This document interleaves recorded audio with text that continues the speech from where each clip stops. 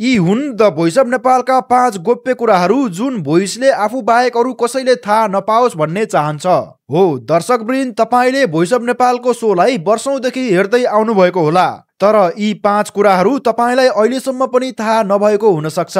ती कुराहरू के हुन् त जान्नको लागि भिडियोलाई अन्तिमसम्म हेर्नुहोला र यी कुराहरू तपाईलाई पहिला थाहा थियो कि थिएन पुरा भिडियो हेरेर कमेन्ट गर्नुहोला। अब लागौं पहिलो कुरातर्फ।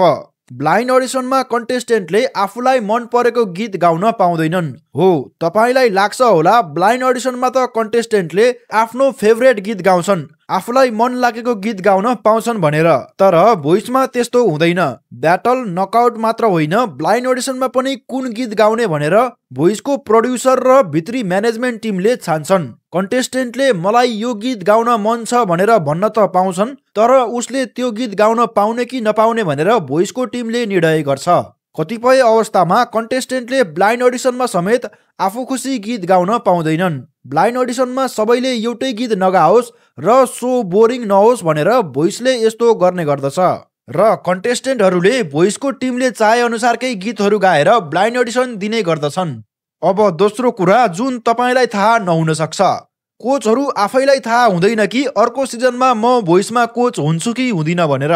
हो, द भोइसले प्रत्येक सिजनमा सबै कोचहरूसँग एक सिजनको लागि मात्र कोच बन्ने कन्ट्र्याक्ट गर्ने गर्दछ र अर्को सिजनमा उही कोचलाई राखिन्छ कि राखिँदैन भनेर भोइसले स्वयं कोचलाई समेत भनेको हुँदैन।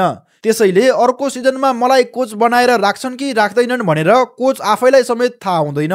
कोचले पनि अर्को सिजनसम्म कुर्नु पर्ने हुन्छ आफू भोइसबाट हटेको हो कि नहटेको हो भनेर थाहा पाउन। अब तेस्रो कुरा जुन तपाईलाई थाहा नहुन सक्छ त्यो हो कोचहरू बीचको गफगाफहरू धेरैजसो स्क्रिप्टेड हुन्छन्। हो, कन्टेस्टेन्टले गीत गाइसकेपछि अथवा एपिसोड सकिँदा अन्तिममा वा विभिन्न समयमा कोचहरू एक आपसमा रमाइलो गफ गरेको हामीले देख्न पाइन्छ।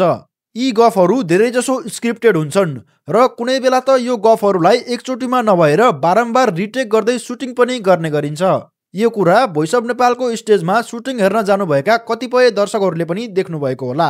मैले पनि सुटिङमै देखेको थिएँ।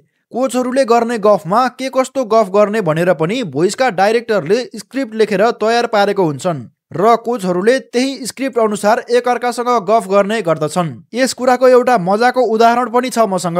हामीले अस्ति भोइसको आधिकारिक फेसबुक पेजमा प्रमोद खरेलले खेमलाई कस्तो भयो त नि दशैं भनेर सोध्नु भएको देखियो र तिहारको भैलो खेलेको पनि हामीले देखियो। कस्तो भयो त दशैं? दशैं बबाले भयो। बुवा आमा अभिभावकहरूको चाहिँ आशीर्वाद थाप्यो, टिका थाप्यो, जमरा लाइयो, पिङ खेल्न गइयो, दोरी गाइयो।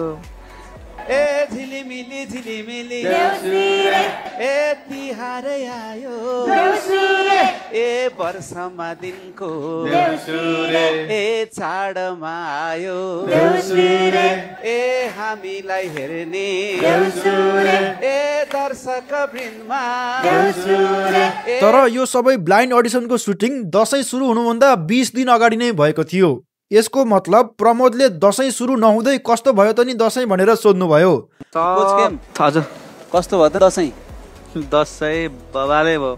र तिहार सुरु हुनुभन्दा 1.5 महिना अगाडि नै भोइसमा भैलो खेल्नुभयो। ए झिलिमिली झिलिमिली देउसुरे, ए तिहार आयो देउसुरे।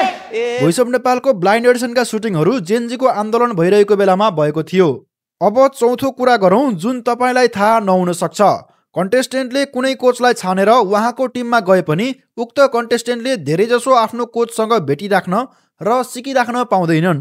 जस्तो कि कोच राजुलाई छानेर कसैले उहाँको टिममा गए भने हामीलाई लाग्छ अब उक्त कन्टेस्टेन्टलाई कोच राजुले नै धेरै समय आफैसँग राखेर सिकाउनुहुन्छ भनेर, तर त्यस्तो कम नै हुने गर्दछ।